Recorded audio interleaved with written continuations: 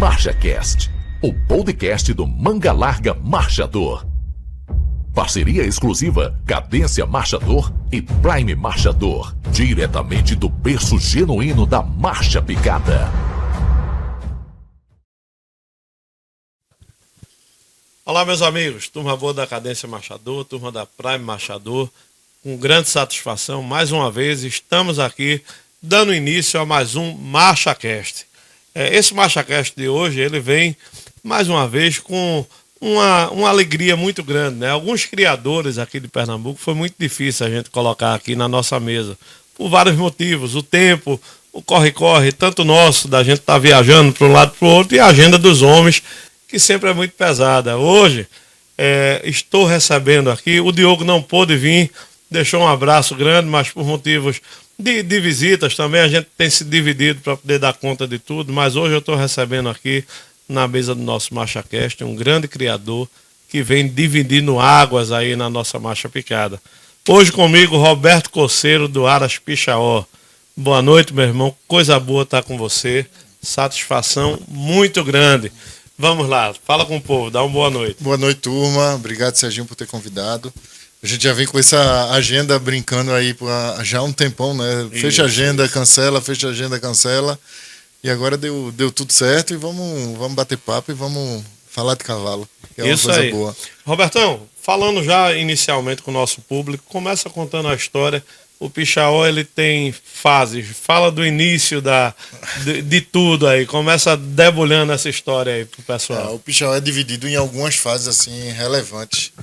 Relevantes não, mas bem marcantes ao longo do tempo. Primeiro que a convivência da gente e a lida com o cavalo foi desde sempre. Então, minha família era de avicultores, sempre foi da fazenda da área rural, e eu sempre convivi com essa parte de cavalos. O Pichaó, objetivamente, ele começou em 93. Não 93, mas não era para o Manga Larga Marchador. A gente fazia parte de salto e pimo clássico, então o Aras inicialmente começou para essa estrutura de cavalo. Mas sempre teve cavalo de sela e cavalo de cavalgada, às vezes sem preocupação nenhuma, tipo de registro. Em 93, por influência de amigos já criadores, em 2013, 93 começou 2013, já tinha 20 anos em tese de criação de cavalo, e aí a gente começou, me inscrevi na associação, mas o primeiro momento que eu acho que essa segunda fase de associação, era uma fase mais de brincadeira, era mais hobby. Então, comprava picada, comprava batida, tinha cavalo, não era um projeto, era mais registrava, e eu acho que nascia na época 3 bichos por ano, então não tinha nenhum foco mais objetivo. E aí, a partir de 2020 foi que a gente começou realmente, 2019, 2020, e a gente começou a dar um direcionamento de um lado profissional. Aí sentou, fez um planejamento, e aí foi o momento que a gente comprou a primeira doadora da gente, que a gente começou a fazer um direcionamento realmente de cruzamento. Então, posso dizer que foi 2019 que começou essa fase que a gente está hoje, que começou a colher os resultados nessa fase, 19, 20, e aí a gente vem embalado e todo dia tentando corrigir o rumo. Isso aí. Uma coisa que... eu vou te fazer muitas perguntas, que a gente, obviamente, já sabe de toda essa história, mas o objetivo é fazer com que o nosso público tenha acesso, conheça e saiba de todos esses detalhes. Você sempre foi muito criterioso e cauteloso com o seu processo de criação, né? E a gente sempre soube e sempre vê o quanto você é dedicado a fazer a história dos seus animais, criando os seus sufixos, e a partir daí começar a fazer a procriação das famílias dos seus animais.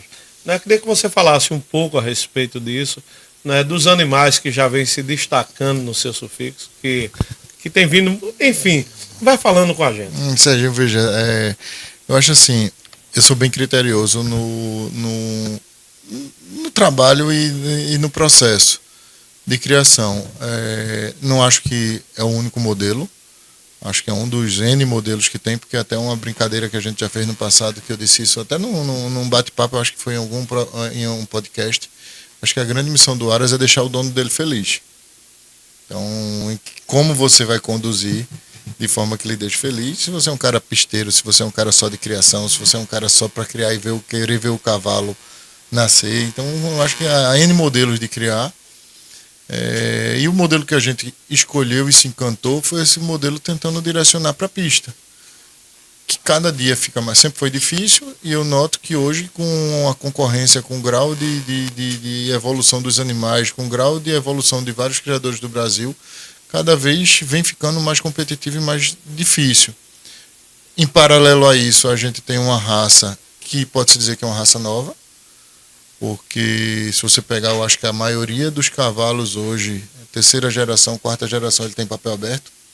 Então, até dos grandes cavalos famosos, a gente chega e tem papel aberto. Os antigos dizem é fulano de tal, o pai é esse, o pai é aquele, mas a gente só sabe veracidade mesmo. Para mim, eu acho que só tem do DNA para cá, que aí você tem como garantir. Mas antes, não tinha. No DNA hoje a gente tenta, dentro de casa, com todo critério, vai, não vai, troca uma cobertura e tem que o DNA que tem que corrigir, ou acha que é do filho de um e é do filho de outro. Então, nesse critério daí, a gente tentou dar um direcionamento. E eu também tenho outro paralelo que me deu uma estrutura no Aras, que é uma limitação de área. Então, a área do Aras hoje não é uma área tão grande. Quando você fala Bahia, São Paulo, Minas Gerais, são fazendas de centenas, 100, 200, 300, 500 hectares, eles já falam IAC. A gente tem 60 hectares, então acho que isso é uma área bem pequena para a criação do cavalo. Então você tem que se virar ali e não pode ter volume, não pode virar acumulador. E aí dentro disso daí a gente foi tentando criar o critério. O critério foi animais bem conceituados, com genética, era tentando juntar as três bases do Manga Larga: marcha, morfologia e genética.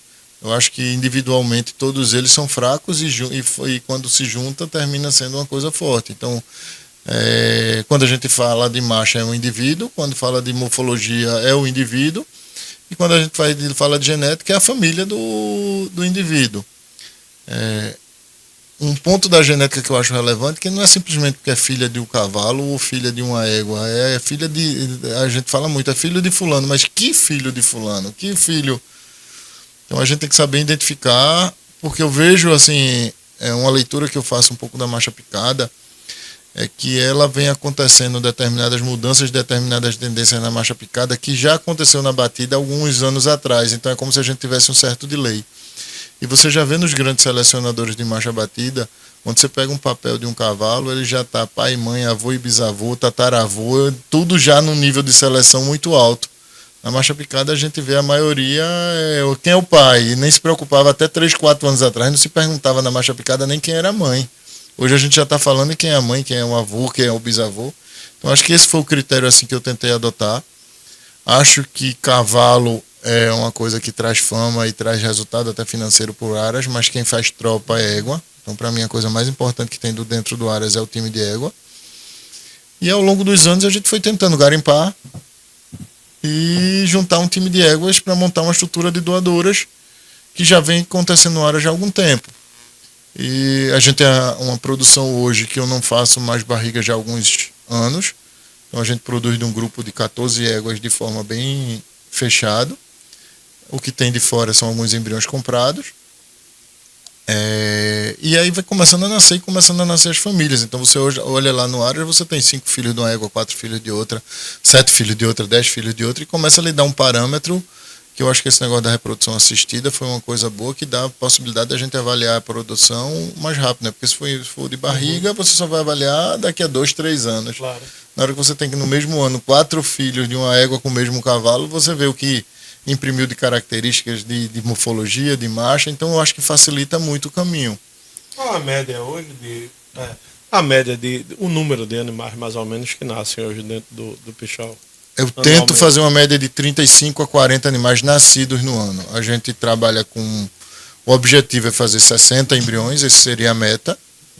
Desses 60 embriões, colocar 20 a 25 disponíveis no mercado. E nascer 35, porque é uma capacidade do Aras. Se nascer mais de 40 potros por ano, já me complica lá dentro do Aras. Então eu tento fazer essa lógica.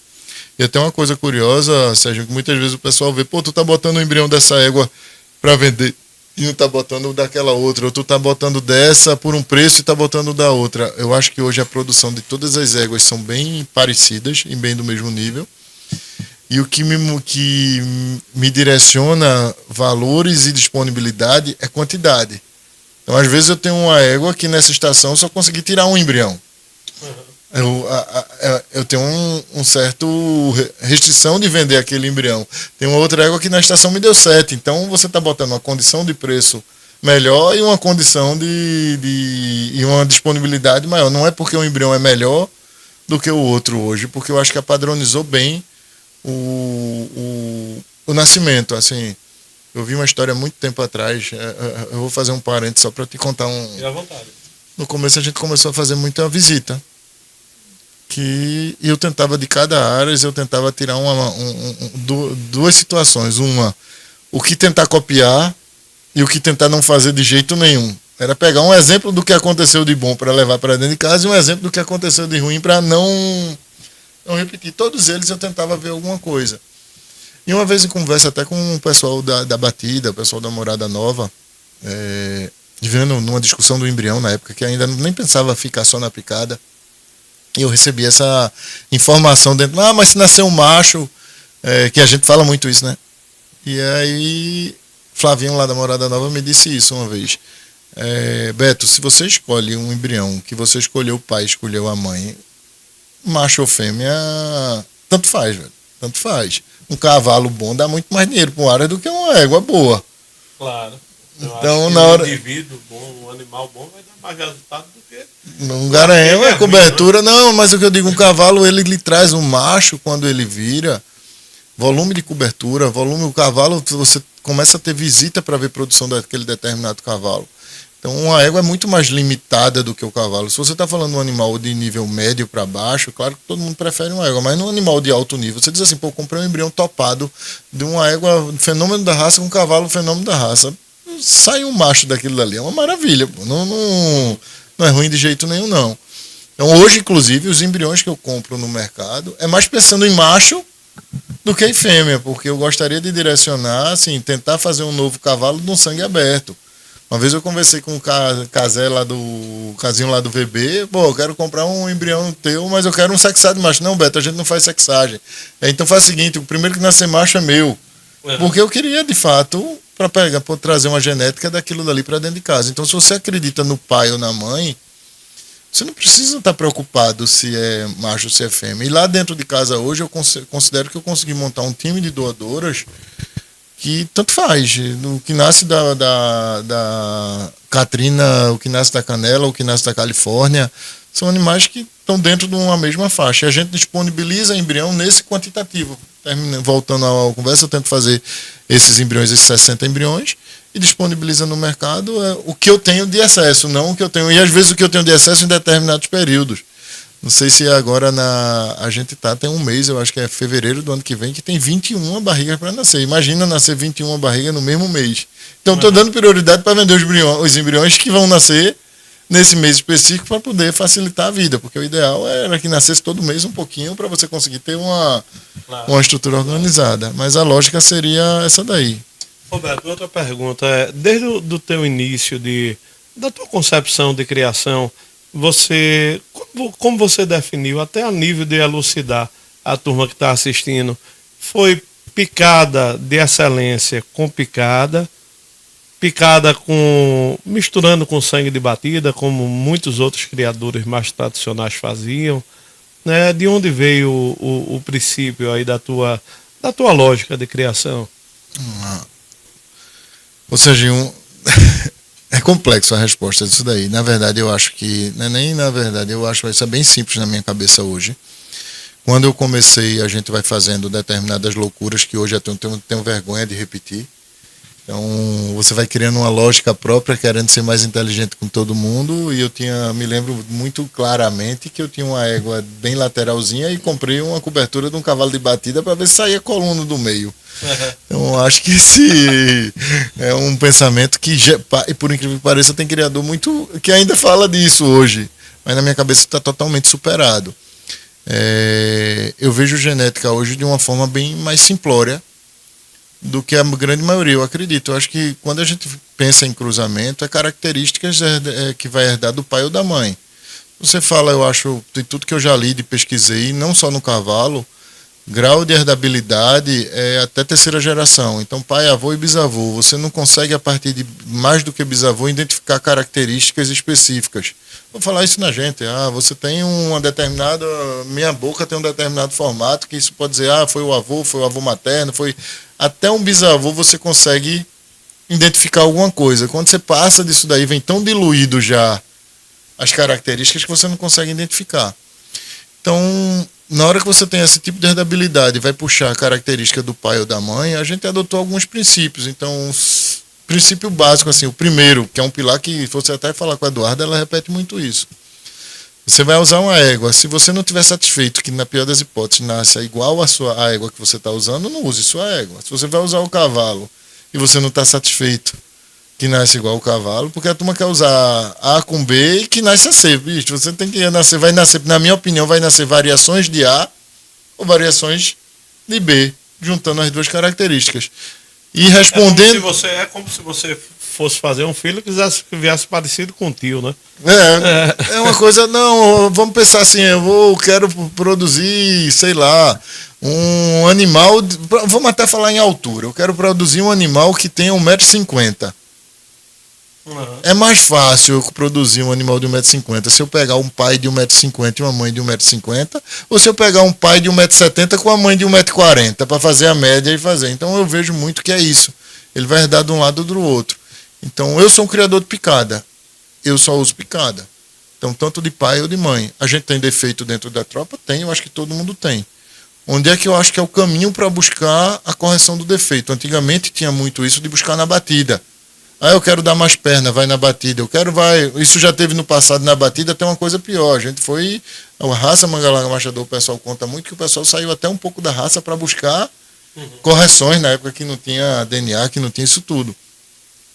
Mas se a gente se considera, eu me considero um criador de picada, todo meu cruzamento é de picada. Vou lhe dar uma situação que eu acho que eu não sei se eu comentei com você isso antes. A gente teve uma fase que eu via produção. Cavalos, vou dar um exemplo aqui, que é o número 1 da raça da marcha picada, que é o elfo. Eu via determinados filhos do elfo ganhando, quando ia olhar a mãe do cavalo, do indivíduo, que égua simplória, que égua. Não era uma égua que eu selecionaria. E a ideia que eu tinha naquela época, que isso já foi a segunda fase, assim, de pensamento genético. Se nessa égua ruim esse cavalo fez esse produto, eu vou começar a comprar óvulo de égua de batida, de fenômeno, para botar os cavalos de picada e sair uma coisa boa. Foi trágico o resultado. Trágico. Campeões nacionais com elfo, campeões nacionais com timoneiro, com fuzil de batida, não dava nada. O índice era aleatório, era muito baixo. E para piorar ainda tinha uma coisa, todo nascimento era uma surpresa. Todo potrinho que nascia, a primeira pergunta que se fazia era: alguém viu? É de picada? Então, como é que você é um criatório de picada e está preocupado se todo produto que nasce, você não sabe nem se vai nascer de marcha picada? Então eu fui ao longo do tempo limpando. Minhas doadoras hoje são todas doadoras renomadas de marcha picada. Eu uso meus cavalos de marcha picada. E hoje eu posso lhe dizer que das éguas que eu tenho dentro de casa, 100% do que nasce é de marcha picada. Se vai ser de pista, se não vai ser de pista, se vai ser com muito movimento, com pouco movimento, se vai ser... Aí tem várias variáveis, mas nasce de picada hoje. E eu só consegui isso produzindo picada com picada. Isso para mim tem dois fundamentos, assim, sabe? Ou seja, dois caminhos, duas vertentes que dão um lastro para esse pensamento. Primeiro, o animal mais simples. Então eu tive uma fase lá do Aras que quem domava meus cavalos era meu caseiro. Então na hora que você vende um animal genuíno de marcha picada, qualquer pessoa fez um trabalho básico de tirar as costas do cavalo, ele já não pula mais. E ele pode montar nele, depois você vai fazer uma cavalgada nele e ele vai ficar apto para montar. Você compra um cavalo que vai dar picada pela interferência de mão de obra, o usuário comum, aquele cavalo vai se perder, porque ele vai precisar de um CTE, vai precisar de um profissional para fazer aquele negócio, para ele botar para fazer picada. Então eu acho que o caminho de quem quer se posicionar dentro da picada é isso. E hoje, assim, todo mundo sabe que eu gosto muito de números e estatísticas disso daí. Então eu estudo muito isso e vejo muito número. As médias hoje das mães produzindo... vai sair de uma égua de batida, vai sair um cavalo fenômeno de picada? Vai. Mas em que proporção? Então eu vejo hoje que a proporção duplica, triplica quando você usa os dois animais de picada. Da mesma forma que a gente vê hoje campeão nacional com égua campeã nacional. Antigamente era um aleatório. Hoje você vê todo cavalo dobra para resultado quando ele é usado em égua selecionada. Então, lhe respondendo assim, eu acredito que a picada com picada, não uso o papel de cavalos de fora, de marcha batida hoje nos cruzamentos. Só uso cavalo realmente que eu conheço e que teve uma origem de marcha picada. Já usei já tive resultados muito bons com determinados cavalos, mas em proporções muito pequenas. E a gente tem que tentar aumentar. Cada dia criar cavalo está mais caro. Cada dia ração, uma mão de obra está mais difícil. Então, na hora que a gente, no meu modelo, que eu crio direcionado para tentar fazer bicho de pista, você precisar hoje, que a maioria dos áreas de picada do Brasil tem mais ou menos o mesmo índice. Você precisar produzir 100 animais para tirar 3 animais para botar em rampa nacional, bicho, isso é um custo gigante. Eu acho que o sonho dourado, se você começa a duplicar a média disso daí, você já diminui para 50 animais por ano. Eu que produzo 40 animais por ano, se eu mantiver uma média de 2, 3%, eu vou botar um bicho por ano numa rampa de nacional. Hoje a gente tem uma média de quase 7%. Então, por que isso? Ele já subiu, porque eu acho que é exatamente esse processo seletivo. Então, o sonho dourado era você até diminuir a quantidade de bicho produzido. Se você conseguir chegar num nível de excelência tão grande de produção, você fazer 30 bichinhos por ano e tirar ali 4, 5 campeão nacional, é o sonho dourado. Custo baixo, mão de obra baixa, todo mundo quer. Mas tem um detalhe, todo mundo quer, mas pouca gente tem um planejamento para fazer isso. Quando eu digo planejamento, não é o meu planejamento, não. Assim, eu acho que é uma coisa bem importante. Tem várias coisas, mas principalmente no cavalo, é você traçar um planejamento. Porque na hora que você traça um planejamento, você consegue apurar os resultados e comparar os resultados entre o que você esperava e o que você teve. Isso lhe dá a possibilidade de corrigir o rumo. Na hora que você faz tudo do aleatório, quando acerta você não sabe por que acertou, e quando erra você não sabe por que errou. Então você vai passar 10 anos ali no bambo. Uhum. E na hora que você vai com determinados critérios, você começa a ver, isso daqui deu certo, eu vou repetir, aquilo dali não deu certo, eu não vou repetir. Então eu acho que é uma proporção bem boa. Só para você ter ideia, eu acho que mais de 40% de todos os animais nascidos no Pichaó com idade de pista são premiados, em regional. 7% é premiado em nacional. Então é um número... E que uma coisa interessante também, eu vou pedir para você abrir mais a respeito dessa questão do planejamento, até porque a próxima pergunta que eu iria te fazer, ela é direcionada exatamente ao novo criador, né? Ou seja, a nível da gente também da orientação, que é um dos objetivos. E quando se fala no animal de pista, não precisa ser necessariamente um animal que vai para nacional. Não, ou seja, existem pistas importantíssimas no Brasil inteiro aí e que tem animais maravilhosos que estão pontuando bem ali em Goiás, em Brasília, no Espírito Santo, no Rio de Janeiro, e esses animais servem que saem dentro dessa média daí, que não vão para uma rampa nacional, que dão certo e atendem plantéis de diversas áreas aí a nível de Brasil e de localidades que talvez não cheguem aos ouvidos, né, nem aos olhos de todo mundo. Não é isso, Beto? Ou seja, a gente fizer uma analogia e um paralelo, eu acredito que esses eventos nacional, as expulsões regionais, as copas de macho, os poeirões que está pegando aqui em Pernambuco, isso, que a gente não tinha até então uma cultura e está começando a ter isso daqui, está movimentando muita gente. Isso é que faz a raça girar. Eu acho que isso daí é o que faz. O cavalo parado dentro de casa sem ninguém ver não faz a raça girar, não. O que faz o cavalo girar é isso. É cavalgar, até a própria cavalgada, as provas esportivas. Então, sempre que você cria esse tipo de competitividade, sempre que você cria interação de criadores, de um mesmo local, vários cavalos, vários criadores, isso faz a raça girar. Um vende, um troca, um faz um negócio, sempre tem uma coisa que você tem disso daí. E a gente tem que ter uma visão bem ampla, que você tem patamares de competitividade. Eu ia falar de fazer um paralelo ao futebol. Tem regionais, tem campeonato nacional, tem campeonato brasileiro, tem campeonato, tem Champions League, tem Copa do Mundo. Imagine hoje, se todo mundo só pensa em nacional, é a mesma coisa que acabar todos os campeonatos de futebol no mundo, só tem Copa do Mundo. Como é que você funciona? Exatamente. Então, eu acho que tem que ter todos os eventos e tem que ter cavalo para todo que é tipo de evento. Porque você vai ter o cavalo que vai ganhar aqui em Pernambuco, tem um cavalo que ganha na Bahia, tem um cavalo que é de Copa de Marcha, tem um cavalo que é de poeira. Eu vendi éguas lá em casa que não eram dentro do meu perfil de criação, e um pessoal até na minha época de batida, eu vendia as minhas. Eu tinha éguas boas de batida, doadoras boas de batida, e usei cavalos muito bons de batida, mas como não era do mercado, para eu comercializar foi muito difícil. Então eu vendi praticamente tudo a preço muito barato, até a grande maioria prenha do fuzil do timoneiro para viabilizar a venda. E depois eu tive surpresa que esse pessoal começou a levar para Minas essas éguas que eu estava vendendo e fazendo poeira lá e ganhando e ligando para perguntar se tinha outra, que é uma coisa que eu não tinha nenhuma dimensão. Então, para mim, ela no momento não valia absolutamente nada. Eu digo não valia nada, assim, era éguas que a gente vendeu por 12, por 15 mil. E quando chegou lá, começou a fazer poeira e começou a ganhar de poeira, e o povo mandando a foto. Então, tem o perfil para todo tipo de animal. Tem um perfil para nacional, e eu acho que até o criador também. A nacional, cada dia que passa, vai ficar mais difícil de escrever, mais difícil de levar. Os critérios para poder, até você classificar um animal, eu acredito que gradativamente vão ficar mais difíceis.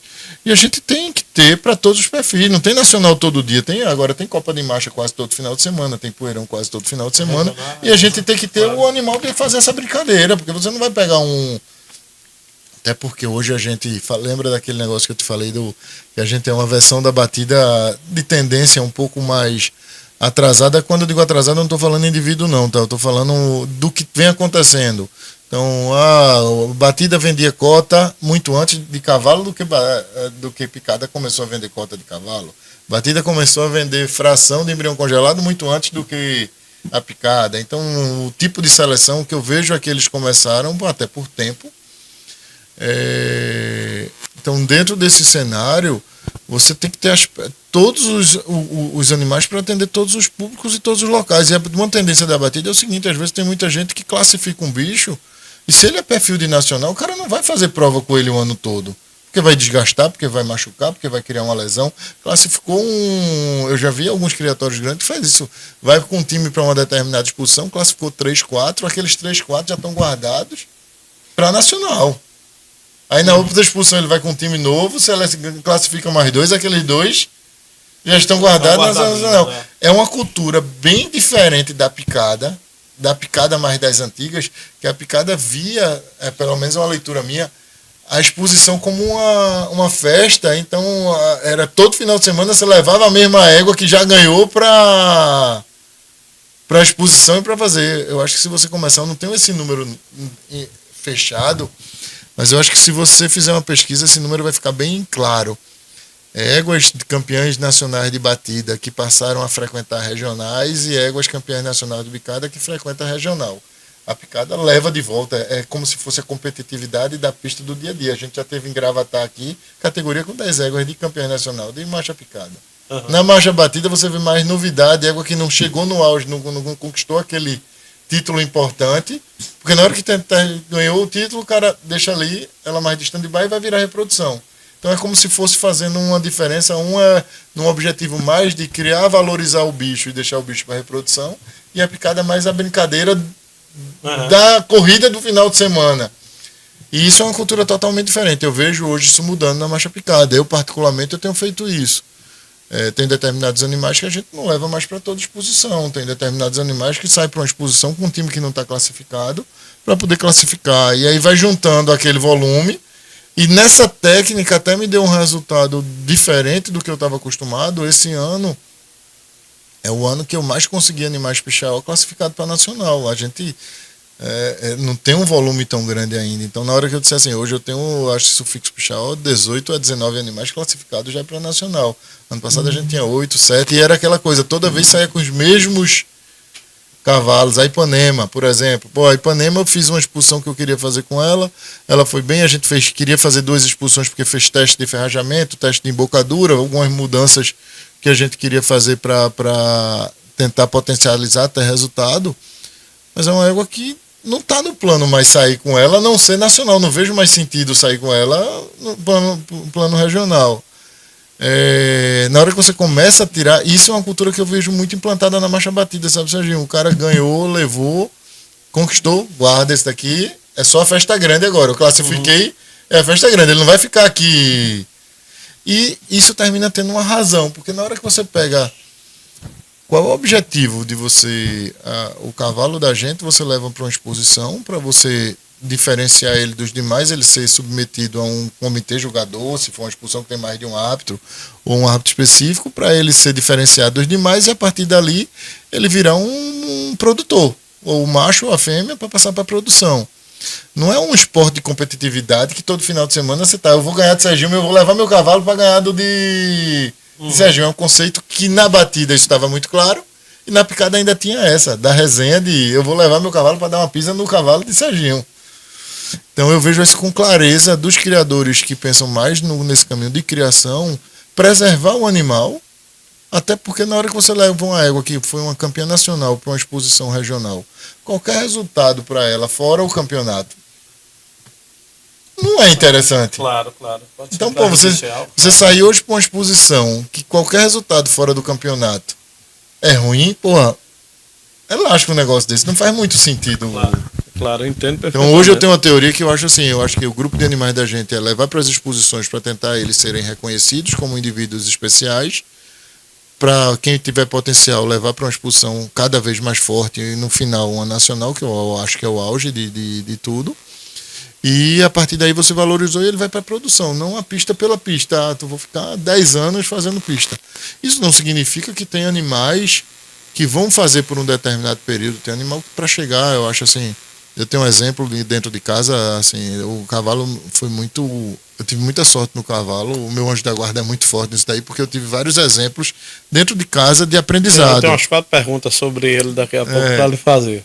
Mas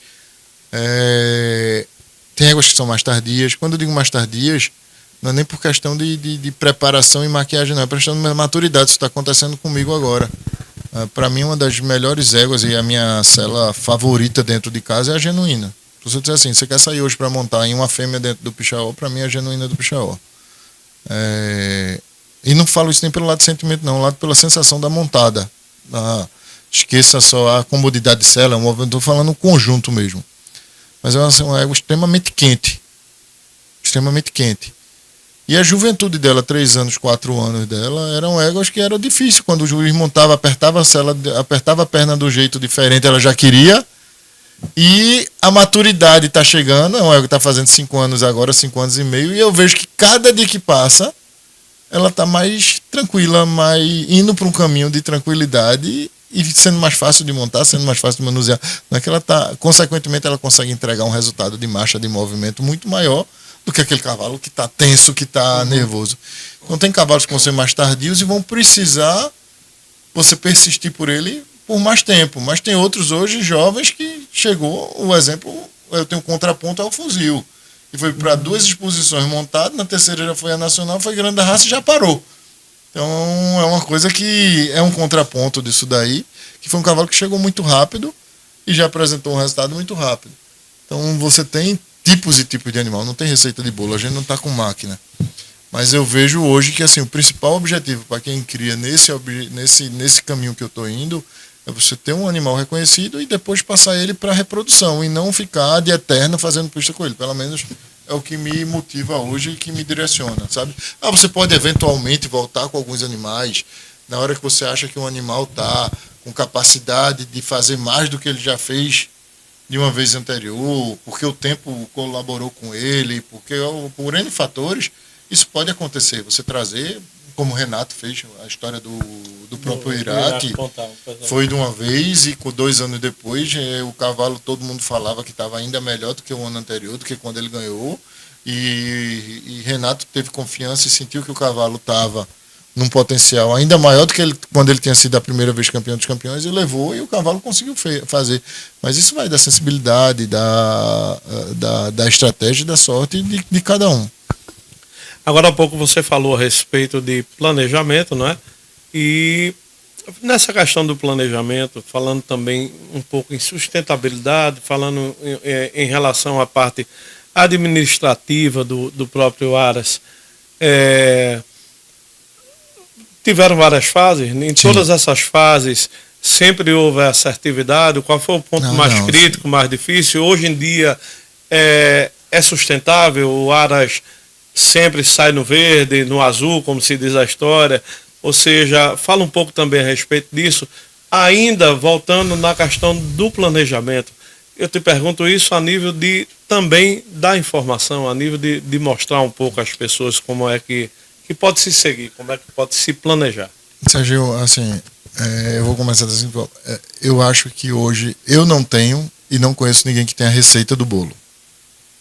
Então isso eu acho que é fato. Pelo nível do percentual de acerto de todo mundo, ninguém tem a receita do bolo. Todo mundo ainda está na tentativa e erro, e eu me incluo nesse patamar. Eu tive duas coisas assim, eu acho que um fator que me ajudou muito ao longo da história do Aras foi por ser sempre do meio rural, então a parte de manejo para mim sempre foi muito tranquila, eu não tive dificuldade nenhuma de manejo. Monto a cavalo, minha família monta, então isso também eu acho que ajuda.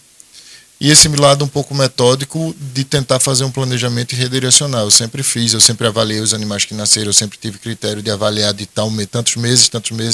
Então, por exemplo, não fazia avaliações complexas.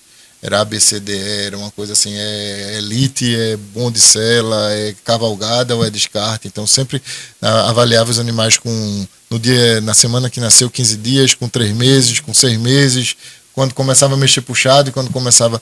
Então na hora que você vê isso daí, aí você pega um ego e fala, pô, ela teve 7 filhos, e você avaliou os 7 filhos dela e deu uma média B, C, A, você fala, pô, essa égua tem um determinado patamar. Não, A, E, B, C.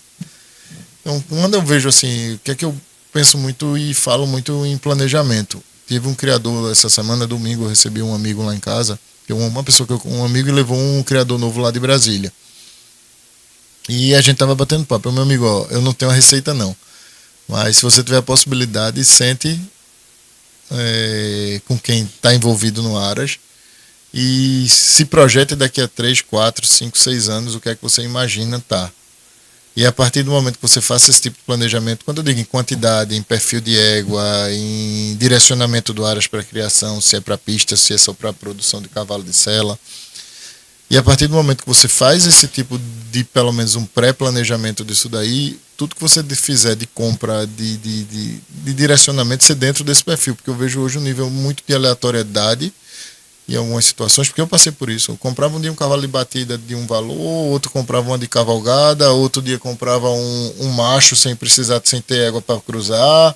Então no começo todo mundo passa por esse momento. Você passar por um momento desse, enxergar rápido essa situação e mudar, tá de boa, mas se você persistir nessa aleatoriedade, então toda vez que você está jogando dado para ver se a sorte lhe chega. Eu acho que tem que ter sorte, mas também na hora que você junta a técnica, a persistência e números à sorte, e aí você começa a ter um nível de assertividade maior, que eu acho que é o grande objetivo de todo mundo. Então, com planejamento, para mim, não é simplesmente, não tem uma receita de você vai planejar e comprar égua de tal tipo, não. Eu quero chegar, eu quero produzir animal, eu quero ser um cara para brigar em pista. Quero estar na cabeceira da Nacional daqui a 5 anos, vai ser um caminho. Eu quero ser um cara para criar cavalo para brigar na regional. Eu quero ser um cara que eu vou criar cavalo para fazer bons cavalos de sela. Então, dentro do conceito que você bote na sua cabeça e tente fazer, o que é que você vai comprar de égua dentro daquele propósito? O que é que você vai comprar usar de garanhão para aquele propósito? Porque tudo muda, concorda? Você chegar hoje e dizer assim, pô, eu quero criar cavalo para produzir bons cavalos de sela. Então tem mercado muito. Agora, hoje a gente está fazendo até essa semana a live. Todos os cavalos de sela foram os primeiros, os lotes que tinham para venda de sela foram os primeiros a vender. Então hoje você tem uma demanda muito alta de cavalo de sela. Então não acho ruim o cara direcionar o criatório para isso, não. Agora, qual é o perfil da égua? Você vai comprar éguas boas de selas, cores comerciais, você vai comprar cavalo, você não vai precisar de grandes investimentos. E você pode ter um resultado muito bom disso daí, mas se você disser, pô, eu estou pensando em ir para Nacional daqui a 5 anos. Se você compra o mesmo grupo de animais, a sua chance para ir para Nacional daqui a 5 anos muda tudo. Então, o que eu acho que o pessoal erra não é no modelo que ele escolhe, é não seguir um modelo. Escolha um modelo. Qual é o seu modelo? Meu modelo vai ser esse daqui. E tente seguir à risca o seu modelo. Então, planejamento eu vejo nesse ponto. Essa é a minha forma de enxergar, sabe, Serginho? A genética eu acho que é muito de preferência. A minha base praticamente toda foi em cima do Haiti, que eu acho que é uma grande a base do Elfo, é a base do Elcide, é a base de uma linha. Você está vendo hoje uma outra linhagem, que é a linhagem do seu Chico, que vem através do Cabo Sul. Você tem uma outra linhagem forte na Marcha Picada. Eu acho que os 3 talvez grandes pilares da marcha picada seja Haiti.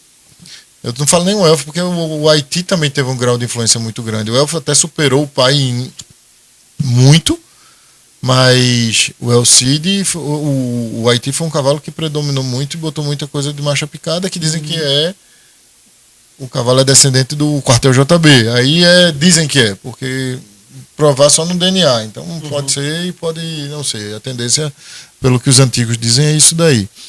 Eu acho que uma outra da linhagem que deu muito marcha picada foi o Favacho Único.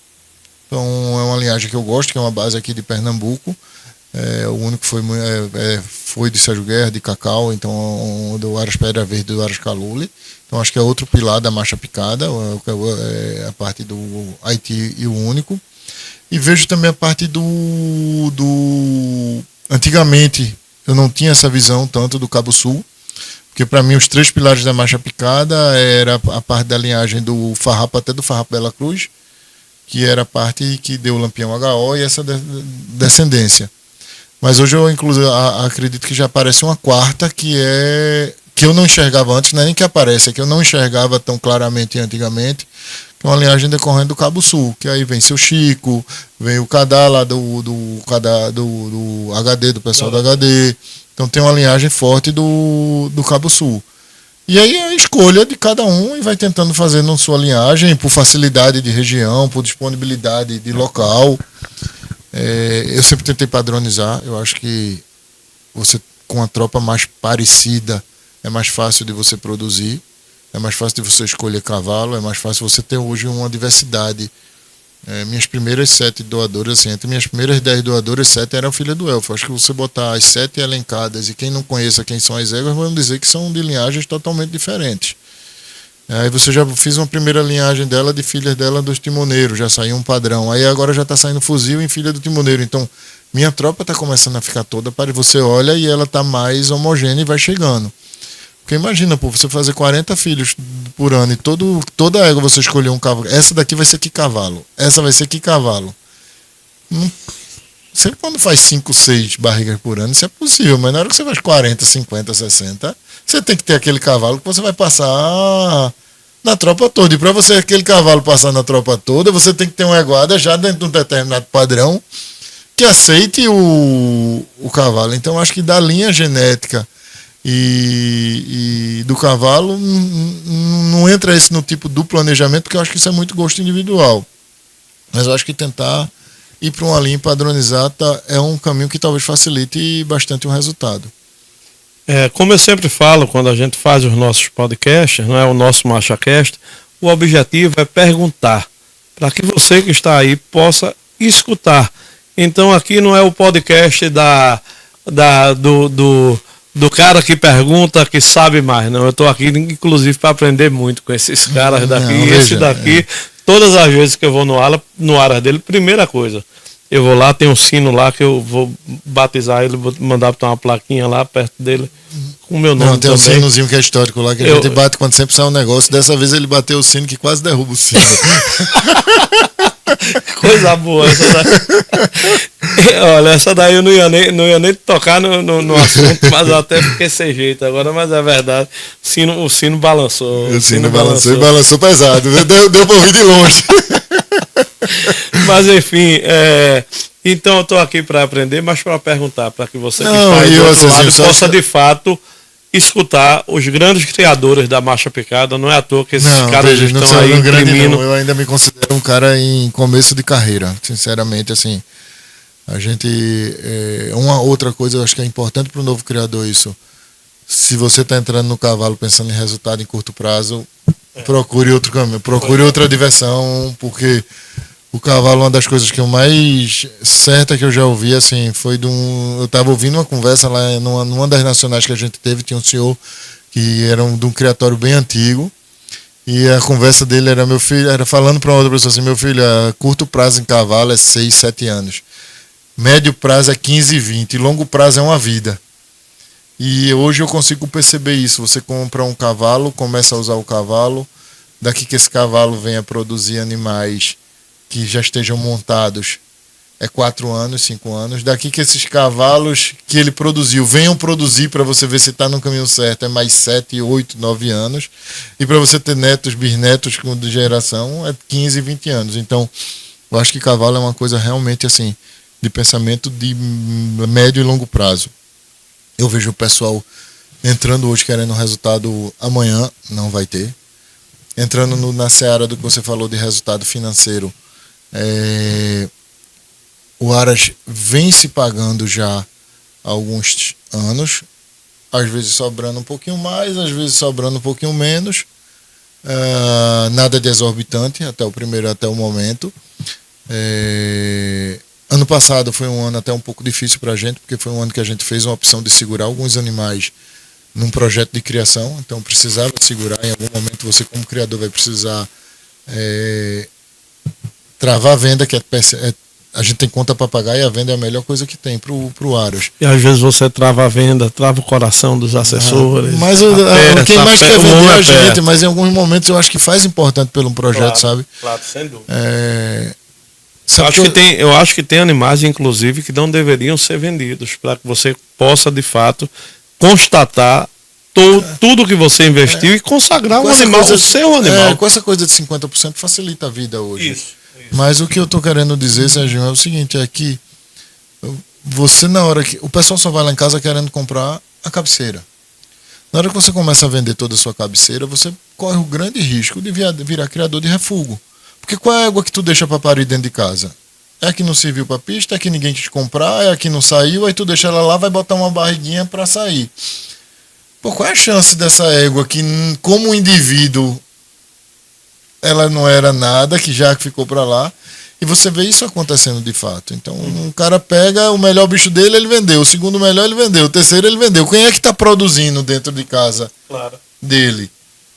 Então, eu acho que em algum momento você tem que comer um pouquinho dessa comida amarga, que é dar uma segurada para poder dar uma estruturada, até ter um determinado volume que lhe possibilite aumentar a disponibilidade para o mercado. Ô Beto, quando você fala que os 50% facilita, eu queria que tu falasse sobre tua concepção. Eu sei onde facilita em relação à comercialização, porque você continua ainda sendo dono. Não, você continua sendo dono, você não deixa... Mas fala isso também para a turma também entender do outro lado, o cara que está comprando agora, o cara que está iniciando. Eu costumo dizer o seguinte, a gente que está na linha de frente de assessoria, a gente vai conduzindo alguns clientes, mas chega uma hora que a gente tem que parar também, não é? E deixar o cara seguir a própria concepção. Não adianta a gente tentar mudar tudo. Não é? Porque vem um cara que... Não, eu quero 100% do animal. E às vezes a turma precisa entender que comprar 100% de um animal de altíssimo nível não vai fazer com que ele consagre o criatório dele, não vai fazer com que ele faça o nome dele a nível nacional, até porque na maioria das vezes não veio do sufixo, talvez ele não tenha a mão de obra qualificada para isso, talvez ele não tenha o time que mais tarde vai fazer com que aquele animal venha se consagrar, um exemplo, como uma doadora. A gente estou me referindo aqui de repente a uma mão de obra de veterinários, enfim, a equipe técnica, tudo isso. Então, quando você fala 50% facilitar, né? Não. Porque você ainda continua 50%. Explica um pouco sobre isso para a turma. Hoje a gente tem uma diversidade de formas de negócio no cavalo. Então você vende percentual, cota, participação só da parte reprodutiva, cota de cavalo para ter direito à reprodução. Mas cada caso é um caso. Assim, eu acho, tem uma visão que eu tenho uma parte um pouquinho negativa, que é uma vulgarização, digamos assim. Vulgarização seria um termo um pouco mais agressivo, mas ele traduz bem o que eu penso nesse aspecto. Eu acho que essa parte de sociedades e de vendas de percentuais e valores são para animais de um certo valor agregado. Então, por exemplo, você vai comprar um cavalo de 20 mil, vai comprar metade de um cavalo de 20 mil, não acho que faz muito sentido, não. Eu vejo isso em animais mais de elite. E aí, indo para esse cenário do que eu vejo, o que faz sentido, que são animais mais de elite, você vê os cenários. Então, tu é um Aras que está começando e não tem uma mão de obra ainda. Você comprar 50% de um cavalo e deixar na mão do outro criador para ele fazer pista para você, aquilo dali vai ser uma escada para você se promover. Do mesmo jeito que você é um aras produtor e começa a ter um volume bom. E aí você começa, que é um caso que acontece lá em casa hoje. Eu tenho 3 potras da mesma categoria, 3 potras que eu acho do mesmo nível e que são da mesma categoria. Se eu levar para a mesma exposição, vai se pegar as 3. Então já é vantagem para mim vender um percentual de uma potra dessa para um outro aras de uma outra região, porque ele está fazendo pista com o animal pichaol em um outro determinado lugar. Então tem casos e casos aí que a gente pode utilizar essa aplicação. Facilita muito. Como você disse, assim, o cara tem mão de obra, é um cenário. O cara não tem mão de obra, é outro cenário. Você tem uma estrutura para comprar um cavalo, você às vezes tem uma baita de uma mão de obra, uma baita de uma estrutura. Faz sentido. Eu gostei em alguns momentos de comprar um animal. Eu me preparei lá no Aras, montei uma estrutura lá no Aras com mão de obra, com gente, com peão, com puxador. E eu no passado eu tinha muita preferência dos animais novos que eu ia comprar, eu preferia comprar 100%. Porque, pô, eu vou me dedicar, vou gastar, vou fazer, vou promover esse bicho. Na hora que ele deu certo eu só tenho metade, a hora que a gente tem metade, eu não vou querer me desfazer dele todo. Claro. Então na hora que eu vou me desfazer eu só tenho 50%, eu não vou querer abrir mão para não ficar dono do cavalo. Então acho que tem várias aplicações, veio para facilitar muito esse negócio do percentual. E o criador tem que entender o seu cenário na negociação. Eu tenho estrutura, não tenho estrutura. Eu acho que hoje até a estrutura, vou lhe dizer isso porque isso aconteceu lá em casa. A gente está numa discussão recente de uma mexida de uma determinada égua. Que se ela for vendida para um criatório específico, eu faço um preço especial. Por quê? Porque eu sei que tem uma mão de obra de um nível fora do normal e potencializa meu animal. Claro. Então isso influencia na hora da venda. Então você vê muitas vezes o cara está começando, ainda não está com a mão de obra consolidada, quer comprar um animal de elite e você pode botar a perder um animal de elite. Então você pode estar botando a perder o seu investimento. Claro. Então eu acho que isso, cada situação veio para facilitar, abre portas e possibilidades de você, primeiro, de relacionamento e de diluir risco. Porque na hora que você compra metade de um animal, você de certa forma está diluindo o risco de comprar um animal inteiro de um preço muito maior, você está diminuindo um pouco o tamanho do investimento e diluindo o risco também. Mas isso lhe abre frente. E aí você tem que entender o seu cenário dentro do mercado naquele momento, se é interessante o cavalo ir para sua casa, se o cavalo não ir para sua casa, qual é o peão que mexe, qual é o peão que não mexe, se vale a pena. Eu estou com 4 potras, que eu considero são as 4 potras boas da geração, 2 de uma determinada, da mesma idade e 2 das outras idades. Eu botei as 4 no evento para vender, não com a intenção de vender as 4, era assim, a primeira que vender das 2 da primeira idade, a segunda eu já ia tentar segurar, e do outro no mesmo formato, porque é exatamente esse conflito de datas e você arrumar um parceiro que tenha mão de obra para ir, entendeu? Então acho que é bem interessante. Antes de seguir eu tenho aqui uma série de perguntas. Eu gosto muito das coisas espontâneas, mas eu confesso que eu fiz uma fila aqui. Antes de seguir falando nas demais perguntas, bora dar um spoilerzinho do evento. Vamos falar também nas lives, porque tem uma história muito boa de se escutar aqui. Mas sobre essa live que vai começar, vai ser quarta e quinta-feira dessa semana agora, não é isso, Beto? Isso. O que é que o nosso público, o que é que a turma pode esperar dessa live em relação aos animais, aos embriões, que está vindo de fato aí uma grande oferta, uma quantidade muito boa de embriões com acasalamentos muito bons. Fala um pouco aí, dá um spoilerzinho para a turma. Tá, eu vou começar do começo, falando assim, até do modelo do evento. Hoje a gente tem várias nomenclaturas de evento dentro do mercado, live, semana de negócio, leilão. E eu tento ser mais fiel ao que o nome representa. Então, normalmente a gente fazia uma live, eu entendia como live sendo um evento espontâneo de apresentação de tropa, sem catálogo, sem lista de animais. Onde você ia apresentar, o que estivesse sendo apresentado ali, o povo está assistindo, ia despertar o interesse por alguma coisa, ia solicitar. E assim foi a nossa primeira live. A segunda eu tentei fazer no mesmo cenário e a terceira também. E ao longo do tempo eu vi que isso começou a mudar muito. Então a turma começou a chamar de live e de fato fazia um evento como se fosse um leilão, como fazia até com o pregão, ou qualquer coisa. Porque o leilão, pô, Sérgio, se você pensar direito em leilão, o leilão é aquela coisa que os lotes vão estar disponíveis por um determinado dia para todo mundo e vai ter uma disputa de preço. Isso, exatamente. Isso que não é a acontece. briga boa. Que é a briga boa, isso não acontece. Você chega lá no leilão, já está a maioria dos lotes vendidos. Então, ao meu ver, isso não é um leilão. É um evento comercial de venda que todo mundo tem a intenção. Então, esse ano, o meu primeiro ano foi de fato uma live institucional. Não tinha catálogo, não tinha nada, nenhum bicho tinha catálogo. O segundo ano também não, todas as lives da gente. Essa eu botei até um nome diferente, porque eu fiquei uma dúvida, foi como é que eu boto o nome do evento. Porque não era leilão, porque não ia ter pregoeiro, não ia ser todas as coisas comercializadas no mesmo dia. A gente já começou a comercializar do material. E, inclusive, até interferência de valor, de taxa de pagamento, que normalmente leilão você tem 8,5% de taxa de comprador e de vendedor. Então, não era um leilão de forma nenhuma. Semana de negócio e shopping, a turma normalmente relaciona a produtos com valor, não como se fosse não a elite do Aras. E esse ano eu tentei fazer uma coisa diferente. A gente juntou um grupo aí. Então, veja, eu botei 3 doadoras campeãs nacionais, botei embriões de todas as éguas, que é um embrião que a turma fala de genética, mas é coisa rara no mercado, porque você vê embrião caro aí, mas é de elfo, de seu Chico, de timoneiro, de fuzil, em éguas inexpressivas que nunca tiveram resultados, nem como indivíduo, nem nunca botaram nada no chão que ganharam. Então, todos os embriões principais vendidos pela live são embriões de cavalos campeões nacionais em éguas campeãs nacionais de marcha. Ou campeã nacional ou campeã brasileira. Então, a gente realmente, eu tentei botar uma coisa de elite, tem 3 campeões nacionais sendo vendidos, acho que tem 10 animais classificados para nacional dentro do evento.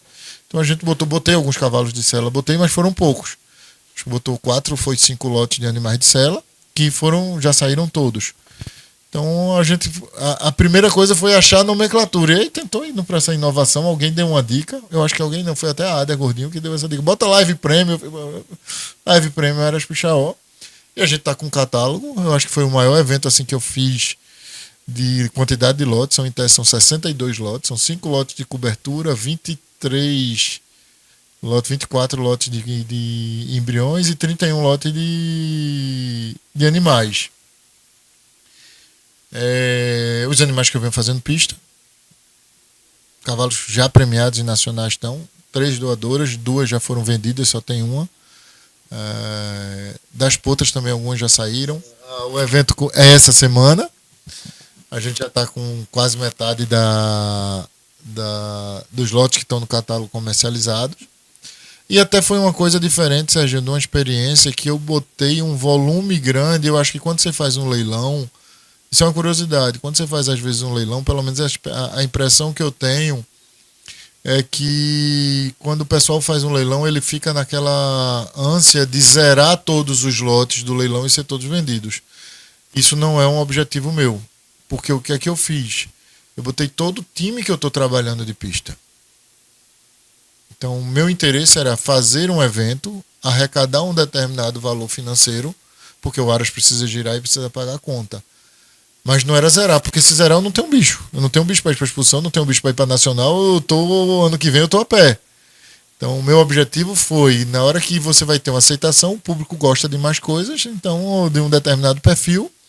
Então, saiu um animal, saiu outro, como eu disse, tem 2 potras que eu acho que são compatíveis, filha da Londres. Saiu a primeira.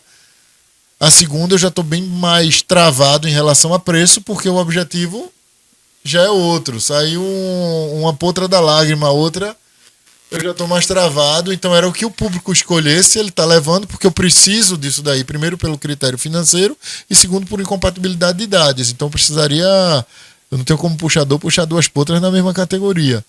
Mas foi um evento que não teve o objetivo de zerar 100% dos lotes. Eu não sei se isso é normal, mas para mim foi pelo menos uma primeira coisa que eu vi. De cobertura, claro que você quer vender bastante. Próprios embriões.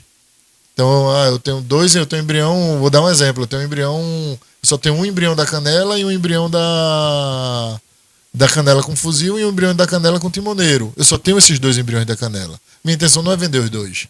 O primeiro que saiu eu já não vendo o segundo.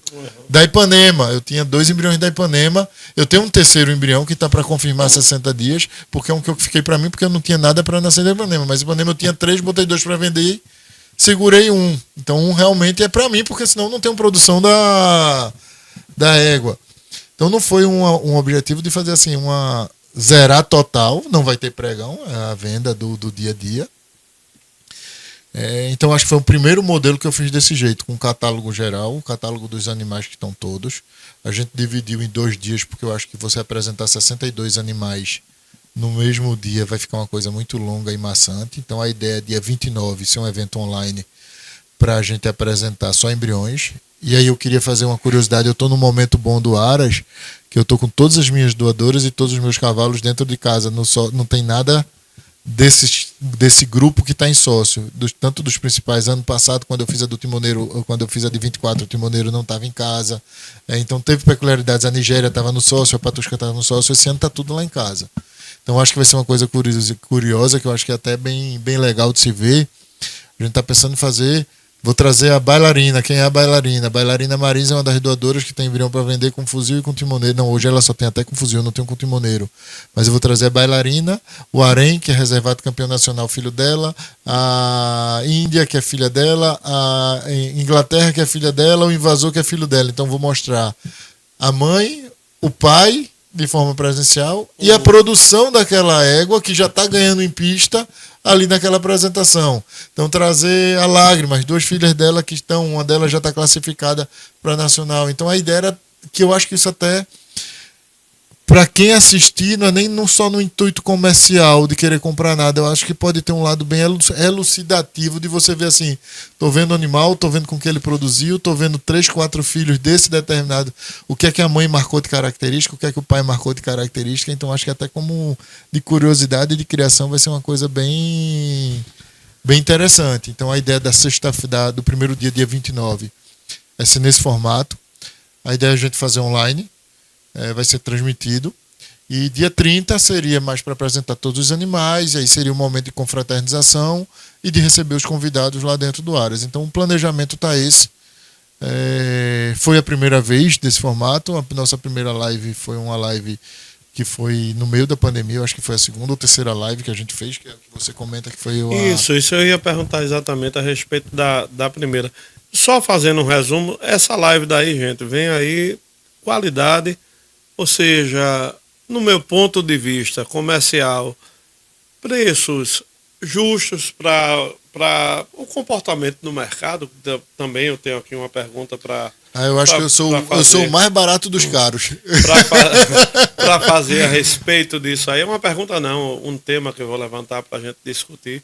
Mas enfim, mas tem uma história muito bacana aqui, que é a história da primeira live, que foi algo que superou de fato as expectativas, e também você já aproveita e emenda com aquele boom, aquele estouro que aconteceu na live, que houve aquele estouro de venda de coberturas do fuzil também. Sim. Bora lá, vai puxando. Não, hoje nesse podcast, por incrível que pareça, eu acho que a turma que está assistindo vai estranhar, mas eu comecei a seguir os conselhos de mamãe, né? Que ela dizia, meu filho, ó, 2 ouvidos para ouvir, 1 boca para falar. Então estou seguindo isso, estou ouvindo mais. Para falar de cavalo eu falo demais, eu preciso me conter mais um pouquinho. Neto Branco. Mas o criador tem assim, um receio muito grande de fazer. Até hoje eu tenho receio de fazer evento. Você fica nervoso um mês antes. Primeiro que você está botando um trabalho à prova e à frente de todo mundo. Então você fica morrendo de medo se vai ter aceitação, como é que aquilo vai ser bem visto, se vai ter um resultado. A gente fica aflito. Eu até hoje fico aflito quando vou fazer um determinado evento, como é que vai ser o evento.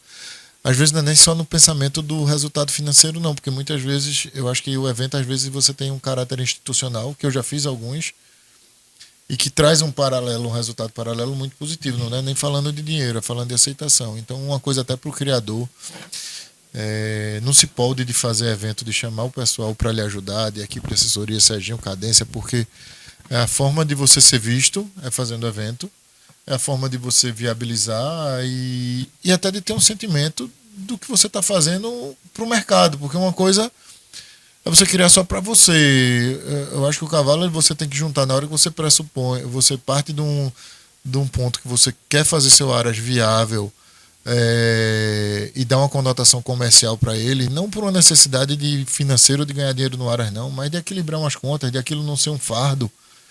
O medo que eu tenho do criador que tem o Aras só como um fardo financeiro é que com momentos bons e de momentos. Todo mundo tem momento bom e ruim financeiro na vida. Se o Aras bem ou mal ele paga as contas, você, nos seus momentos bons ou ruins dos outros negócios, não prejudica. O Aras não atrapalha nem sai do rumo.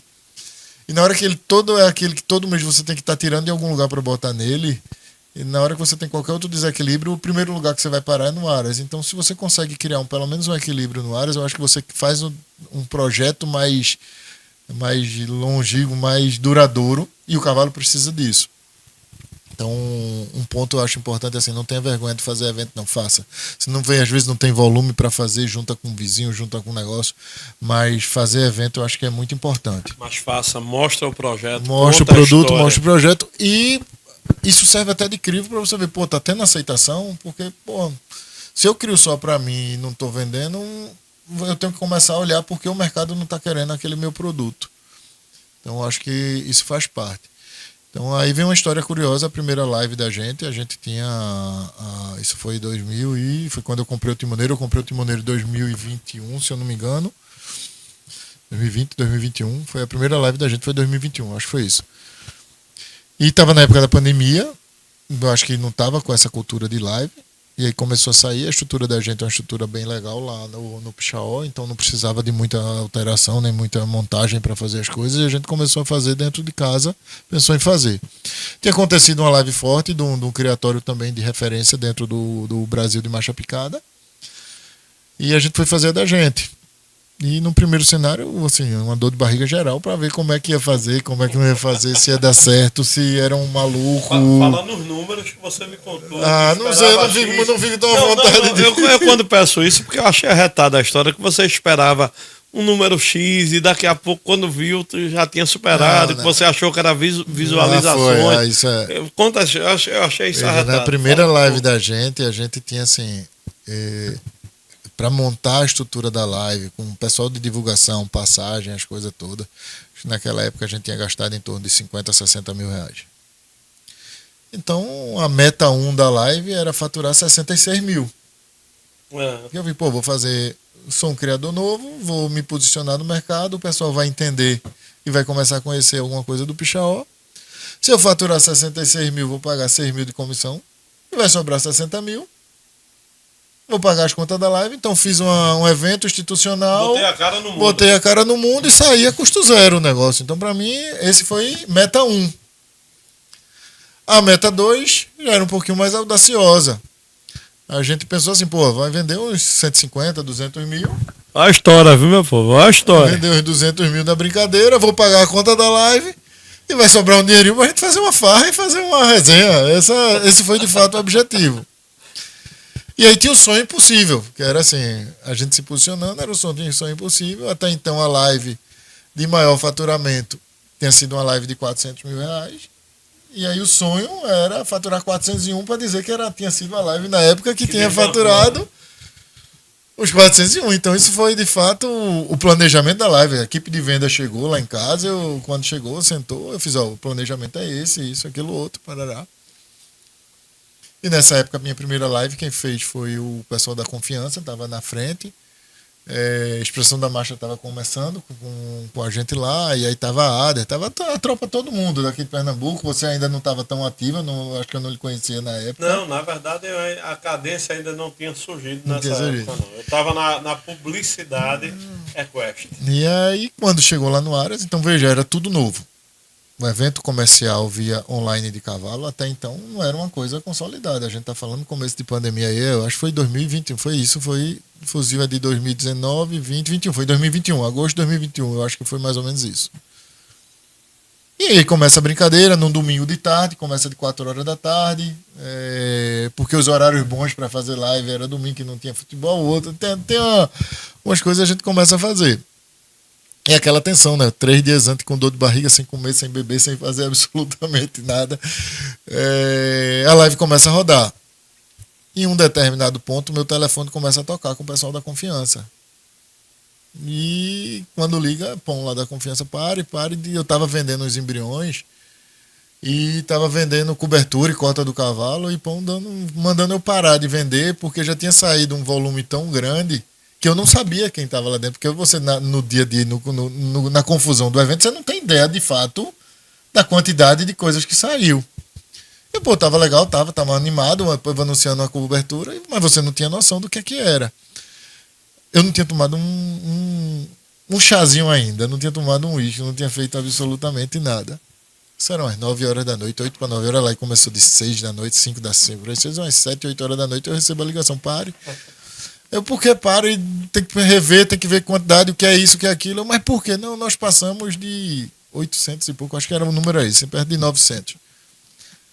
Pô, que coisa boa, pô, passamos de 900 visualizações. Ele, não, pô, passou de 900 mil de faturamento. Aí, como é que é a história? Já vendeu 400 coberturas do cavalo, já vendeu isso, já vendeu aquilo outro, não tem mais embrião para vender. Pare, que não tem mais.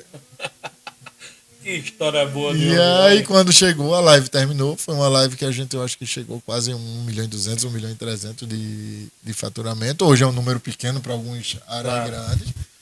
Mas naquele momento foi uma coisa totalmente surpresa. Então, a grande lição, acho que te fez assim, foi: bote sua cara tem que se expor, tem que arriscar, tem que tentar fazer o evento, tem que mostrar o projeto que você está fazendo, até para você ver como é a aceitação e redirecionar. Se você estiver fazendo uma coisa boa, o resultado vai vir. Se você estiver indo num caminho legal, o resultado vai vir. O fuzil foi lançado naquela época, as doadoras tiveram grandes aceitações, foram muitos embriões vendidos, potrinhos no pé do timoneiro. O timoneiro vendeu, acho que 450 coberturas na primeira live que ela fez. A gente está falando isso tudo 2020, eu acho que foi a terceira ou a quarta. Então, tem coisas bem interessantes aí. Não gosto muito de expor dessa parte de números, mas como você falou, é uma coisa que é relevante essa primeira live, porque foi totalmente inesperada. Era uma coisa que a gente não tinha nenhuma... Primeiro, não tinha parâmetro. É a história bonita de se ver, a história boa de se escutar. Não tinha parâmetro, o mercado não tinha parâmetro, e que hoje eu acho que é uma caixinha de surpresa. Você faz um evento, você não tem ideia de quanto é que você vai... Roberto, falando nessa história de mercado, os números da marcha picada, eles estão surpreendendo, assim como a própria marcha picada. Cada ano que se passa, a gente vê a evolução da marcha picada. E a gente também vê a evolução dos números. Quando você fala números, o quê? Quantidades ou valores? Quantidades e valores. Tá? Estou interrompendo uma pergunta que eu mesmo fiz para abrir esse questionamento. Diante dos valores, devido a toda essa qualidade de evolução que a gente está vendo, do teu ponto de vista, como é que se posiciona o pequeno e o médio criador? Serginho, a questão de valor, para mim, ela não está... como é que eu posso dizer isso? Ela não está ligada diretamente à melhoria da qualidade. Não necessariamente. Anda em paralelo, claro. A marcha picada vem evoluindo. A tropa hoje de marcha picada, para mim, cada dia está mais próxima e mais competitiva. São vírgulas que fazem a diferença.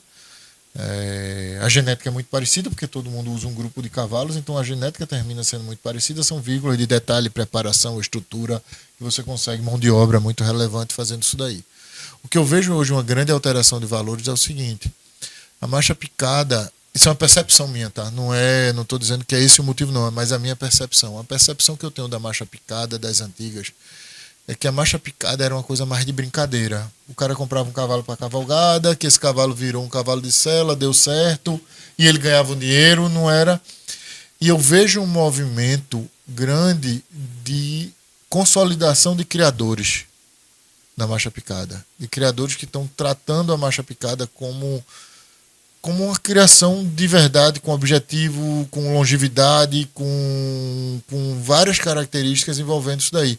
Então, na hora que você tem o perfil disso daí começando a aparecer em mais volume, é o cara que não está querendo vender o cavalo por qualquer preço. É aquele cavalo que não está querendo sair mais pelo qualquer preço. Em paralelo a isso, tem tido um aumento do volume de criadores voltados para a marcha picada. Então, na hora que entra maior quantidade de gente querendo comprar e os criadores consolidados, que também são competidores, não querendo vender, então eu digo, no meu caso, eu faço pista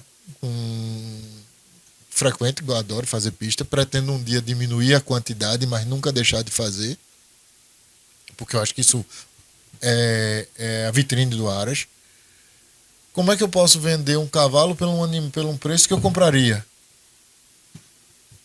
Então, pô, se eu compro aquele animal para fazer aquela pista hoje, é diferente de quem já tem um grande volume e pode disponibilizar. Então, hoje, o que é que eu disponibilizo? Eu disponibilizo o que eu tenho 2 na mesma idade, o que eu tenho 3 na mesma idade. Mas, às vezes, você só tem uma potra daquela dali. Aquela dali não é tanto dentro do objetivo de venda.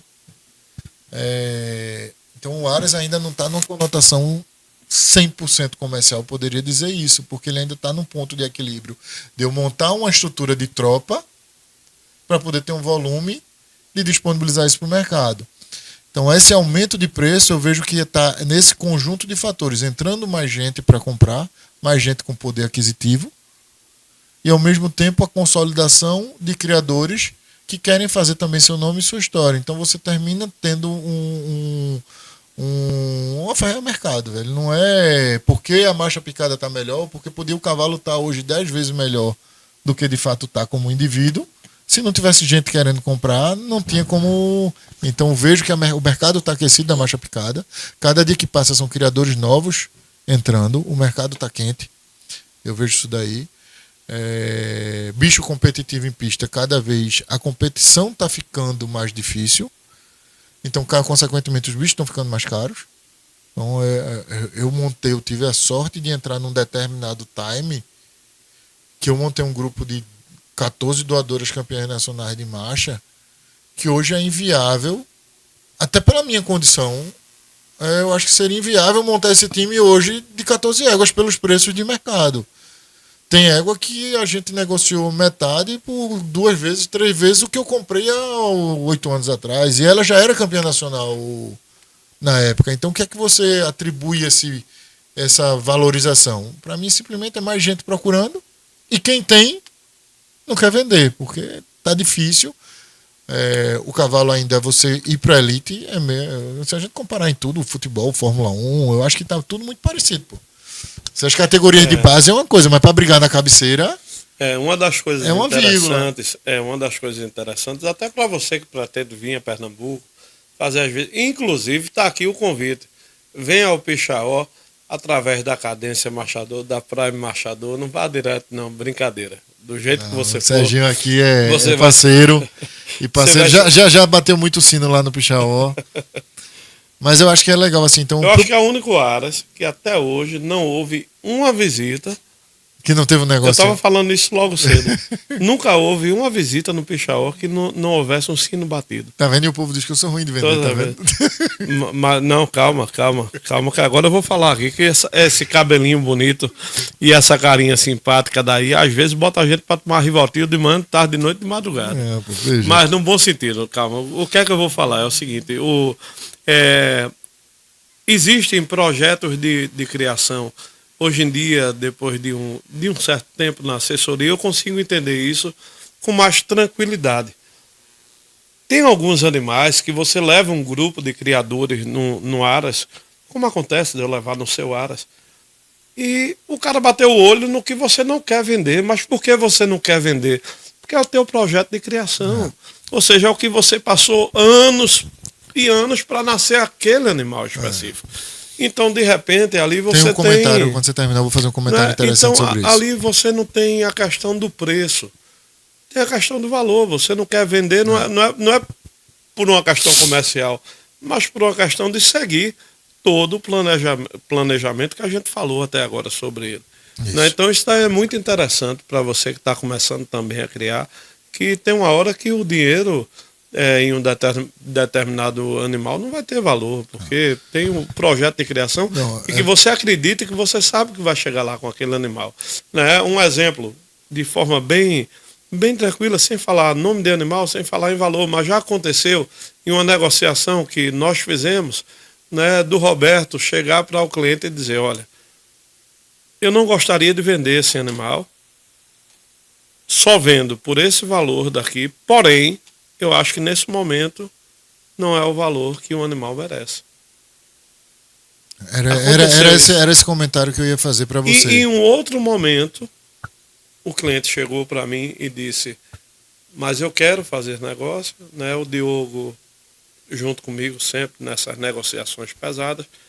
E em um outro momento, ele comentando comigo, ele disse, mas esse animal tem uma cela melhor do que tal outro animal que já estava consagrado Isso me deixa tranquilo, ou seja, essa transparência nas tratativas, nos negócios. Eu acho que a gente tem Mas, que ou ser, seja, é credibilidade, projeto de né? criação.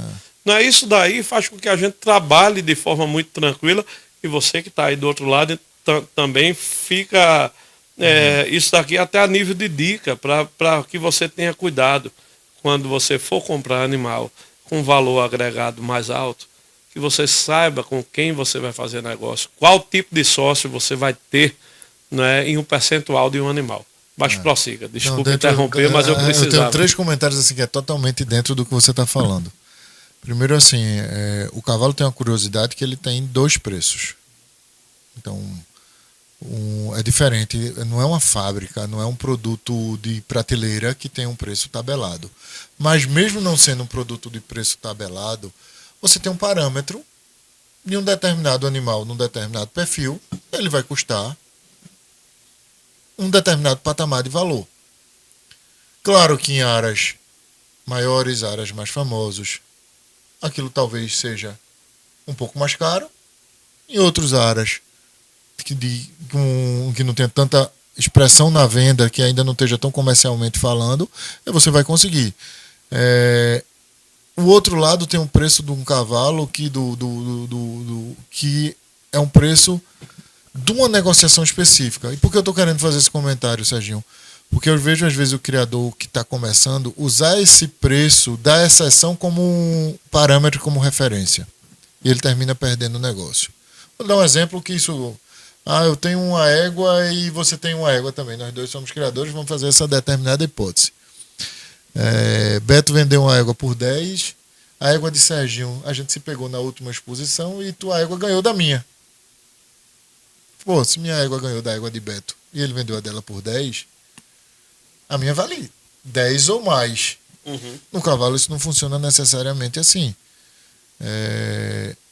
O momento que Serginho está querendo vender, o porquê Serginho está querendo vender, o se Beto está querendo vender, qual é o projeto de Beto para a criação.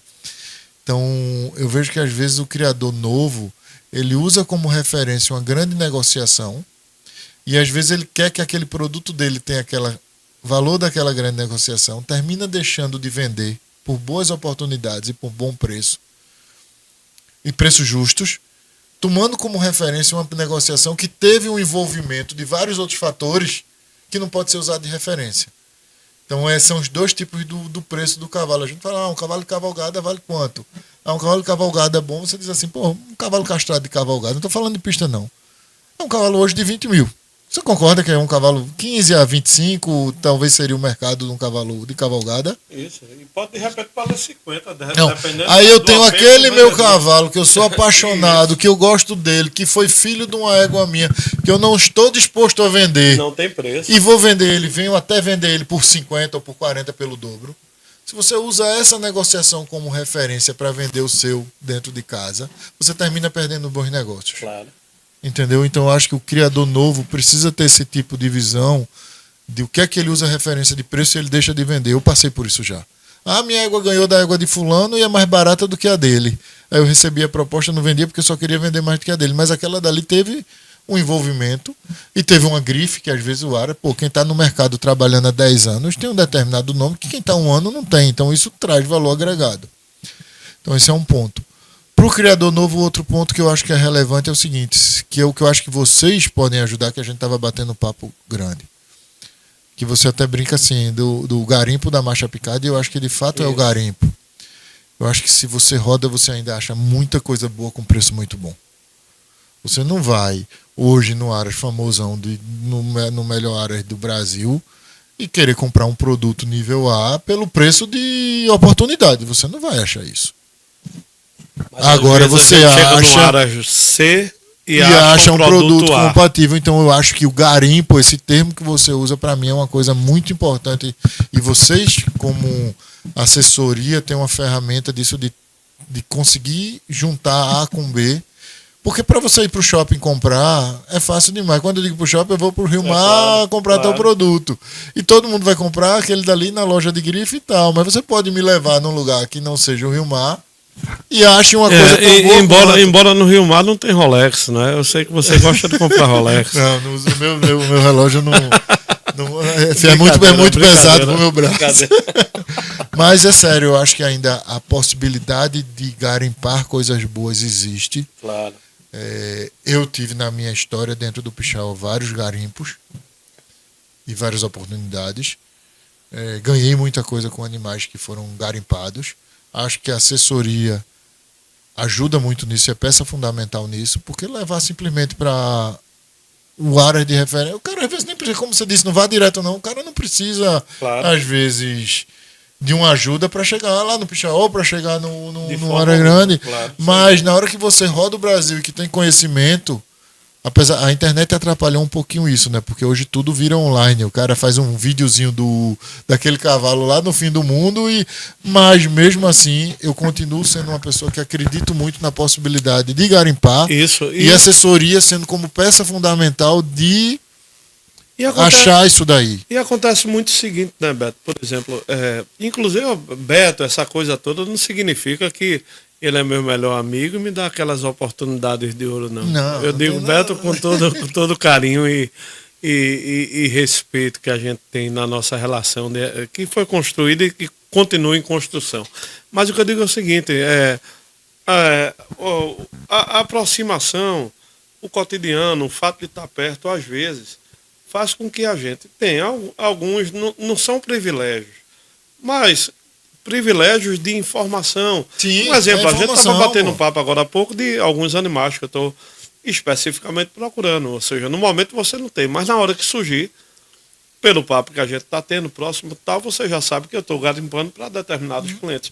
Então, de fato, o garimpo, essa palavra garimpo, Garimpo, eu acho que essa foi muito bem aplicada, Porque porque a gente vive ainda rodando em existe. busca, Ainda não é? existe. Pois Você, é. claro que você vai ter as áreas de referência, como hoje tem hoje no Brasil, e a gente está começando a se posicionar e talvez achando assim, cada dia que passa, eu acho que o Pichau está subindo um degrauzinho e começando a ficar num patamar com o nome já um pouquinho conhecido, mas ainda longe, na minha opinião, de estar nas cabeceiras. Mas há a possibilidade de você encontrar muita coisa boa ainda. E a ferramenta, eu acho que é a assessoria, porque eu vou lhe dizer por mim, Sérgio, eu estou no cavalo todo dia, eu vivo o cavalo. Todo dia eu vejo um sufixo novo que eu não conheço. Todo dia eu vejo um determinado cavalo de um determinado área que eu não conheço. E imagine quem está começando agora, se ele não tem a ferramenta, se ele não tem uma pessoa que para conduzir, para ajudar nisso daí. Então a visita, vir rodar aras, conversar, pô, tu é de Pernambuco, eu quero ir para aí, me leva em ABC. Porque se você vier para cá, para vir para 2 ou 3, você vai para 2 a 3, vai ter uma experiência mais limitada, eu acho. E você pode ver muito mais coisa do que... E assim, sem puxar a sardinha para o meu balde. Tá? Eu não estou falando isso. Quando eu me refiro à assessoria, tem assessores no Brasil inteiro. Tem, então é isso tudo. Eu acho que você que está aí do outro lado deve também, eu vou para procurar Bahia. o assessor da sua confiança. Vou para Bahia. Quem é o pessoal que atua em tal região, ele vai lhe abrir portas e vai levar em lugares. Às Se vezes, você sozinho não vai ter ideia. E às vezes você visita 2 ou 3 ou 10 e às vezes 1. Não.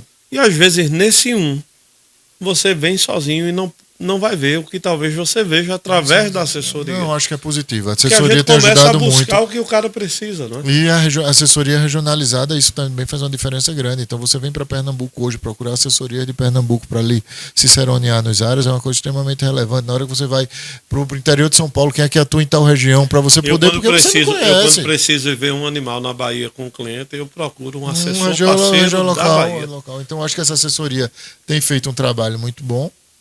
Agora, mais uma coisa, até falando sobre assessoria, até vou dar uma... Eu puxei a tua bola e vou dar a pancada agora. O criador tem que aprimorar o olho dele, aprimorar o gosto dele e realizar as compras porque ele decidiu comprar. Não é porque o assessor indicou para ele vai comprar, não. Eu acho que essa é uma das grandes desculpas hoje de deu errado porque foi o assessor que me indicou. Não. Meu velho, você confia, você estuda, você vê e tem que ter sua parte de decisão daquilo ali. Não compre pelos outros, não. Compre por você. O assessor para mim, ele é uma porta que vai lhe levar, vai ligar 2 pontos, mas a decisão final tem que ser do criador. Tem que ser do comprador, tem que ser do criador. Até porque, Beto, ninguém tira da cabeça de um apaixonado por um animal específico, aquele animal que ele tem. Sim, é verdade. Ninguém, é loucura. ninguém vai tirar. Veja. E eu acho que a função do assessor, inclusive, não é. Às vezes até esclarecedor. Não é vender, é assessorar. Não, e às vezes o olha, assessorar está muito mais em ficar calado, em conduzir o cliente. Agora, se o cara vê que o cliente vai fazer uma besteira, o cara vai chegar lá e vai dizer, tá fazendo merda, aí não vai nisso não, que não vai ser bom pra você. Eu presenciei uma situação de um assessor amigo disso, que ele estava perto da negociação e não estava participando, e o cara estava batalhando para comprar um determinado indivíduo, e chegou um determinado ponto e o assessor virou, que eu achei que é uma atitude extremamente ética. Até esse valor, eu acho que você já deu um valor compatível. A partir daí passa a ser gosto pessoal e ego seu. Não é minha indicação, é até indico esse animal, mas até tanto. A partir daí é loucura. Não é loucura porque a gente é motivado. Loucura no sentido figurativo de falar. Mas é sua conta e risco. É para manter tua vaidade. Tua vaidade, o teu ego, a tua paixão. E a gente está na vida para realizar e para tentar conquistar nossas paixões. Mas eu acho que tem esse ponto. Então isso faz um ponto bem interessante. Roberto, falando em garimpo, do teu plantel inteiro, qual foi esse garimpo mais bem sucedido? O que é que veio de mais relevante hoje que tu olha assim, faz aí eu me realizei? Rapaz, meu anjo da guarda do cavalo, ele trabalha 24 horas, 12 por 0, ele não dá. Eu tive muita sorte, muita coisa no cavalo. Vou dizer, comprei a Caprichosa GLJ de uma forma totalmente despretensiosa, nunca imaginando o que ela ia virar a ser, e a égua virou campeã das campeãs nacional de marcha. O primeiro filho dela é o Fuzil, que na primeira nacional dele, com 3 anos e 11 meses, foi grande campeão nacional da raça. Comprei, na época, com o Zé Félix, a Nigéria, o Nixon e a Patusca. Nigéria campeã brasileira, campeã nacional de marcha, Patusca campeã nacional de marcha. E comprei uma égua no interior do Ceará, Fulô das Tuncas, primeiro prêmio brasileiro de marcha. Então, você procurando, você acha. Até porque, velho, assim, um dos primeiros papos que a gente teve no podcast foi genética e tropa. Pra mim, a tropa tá. Quem não tem genética do elfo dentro de casa? Quem não tem genética do único dentro de casa que cria picada? Quem não tem genética do seu Chico hoje, ou do Cabo Sul, ou dessas linhagens? Então, a tropa tá parecida. Se você tem ajuda e oportunidade e paciência para garimpar, você acha. Eu acho que ainda tem coisa boa. 2026, a gente já está chegando agora no final do nosso MarchaCast aqui, do nosso bate-papo. 2026, nomes, promessas do Pichaó. Não sei. Promessas para esse ano. Acho que montada. A Ipanema não é mais promessa, porque ela já foi para a Nacional ano passado, então termina que ganhou a Nacional ano passado. Acho que a Jade, a égua que você meio que me roubou, é uma das grandes promessas dentro do cenário, uma égua que me agrada muito. De montada, eu acho que isso lá em casa esse ano, a grande novidade eu acho que seria a Jade montada. Puxada, eu acho que eu tô com 4 potras boas. Tô na fase de macho que eu não tô com tantos machos. Teve época. Porque isso é uma curiosidade do Aras. Tem época que o cara. Só fazendo aqui um compartilhamento, a Jade não é crédito meu, tá? A Jade veio através de um grande assessor do estado de Minas que pediu descrição e através da parceria com o Diogo. Então isso aí é compartilhado com a turma. Não é só o Serginho aí. Mas Pichaó, acho que o grande, assim, não sei ainda, se ela não tem idade até, vai fazer idade para Nacional daqui a um mês e pouquinho. Ela está classificada para Nacional puxada, mas não saiu montada para nenhuma pista. Então, às vezes, é você esperar demais para um animal que vai fazer a primeira pista praticamente na Nacional. Mas nem todo ano nasce um animal diferente dentro do Aras. Eu digo, o animal bom nasce. Tem nascido muito animal bom. Mas o diferente, o especial, não é todo ano que nasce, não. E eu acho que a Jade é um dos animais especiais que nasceram lá dentro de casa. Eu acho que esse seria o grande nome de destaque para os montados. Para o puxado, eu acho que tem 3 ou 4 potras que são bem legais. Mas o grande nome, eu acho, dessa geração para inaugurar, eu acho que é ela. Coisa boa.